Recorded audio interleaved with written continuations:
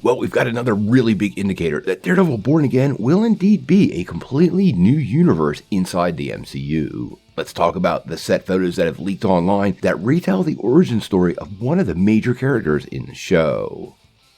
Well, yesterday we got a whole series of new photographs that were taken on the set of the upcoming Daredevil series for Disney+.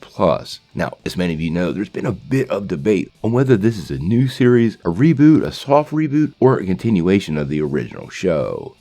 Many people like Season 3 Daredevil showrunner Eric Olson actually think this feels like a Season 4 of the original show. But these set photos we got yesterday seem to indicate it is anything but that. I'm going to go ahead and run the pictures in the background. These actually come from Joseph Adams over on Twitter, and I believe these are his photographs and he has watermarked all of them, so I apologize for that. Now, what we are seeing is a whole series of pictures from the set of the show that are set in the 1970s. And it appears a young Wilson Fisk is on set alongside some of his neighborhood bullies. This appears to me that Marvel is completely retelling the Wilson Fisk origin story from the Netflix series. And they're clearly going to put their own spin and story on Wilson Fisk's formative and developmental years. Now, back when the Daredevil series was on Netflix, Marvel Television gave Wilson Fisk his own origin story. During that episode, we got to see his childhood trauma, which involved him actually murdering his father, and pretty much shed a ton of light on how he turned into the villain we came to know in that series.